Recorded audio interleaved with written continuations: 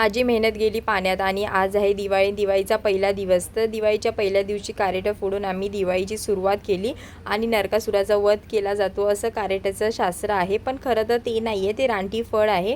ते रक्ताच्या शुद्धीकरणासाठी आपल्याला चाकावं लागतं, म्हणून ते दिवाळीच्या दिवशी आपण फोडतो। आणि माझी रिॲक्शन तर तुम्ही इथे बघितलीच।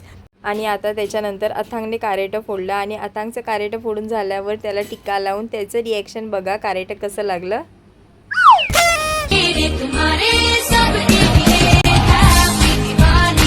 दिवाळीची सुरुवात तर माझी सकाळी झाली होती, पण अथांगसोबत टाइमपास करत करत उजेड पण झाला आणि इथे मी देवाला फराळ दाखवून घेतला जो मी केला होता। त्याच्यानंतर मग माझ्या आज दिवाळीच्या दिवशी माझ्या बाळाचा वाढदिवस होता, तर त्याची तयारी मी आणि अथांगच्या पप्पांनी करायला घेतली।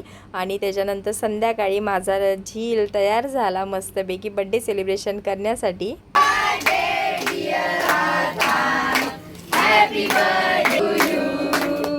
बड्डे सेलिब्रेशन झाल्याच्या नंतर मुलांना जे रिटर्न गिफ्ट म्हणून मी पाऊच आणले होते ते त्यांच्या हातामध्ये तुम्हाला दिसतात, ते मी त्यांना दिले।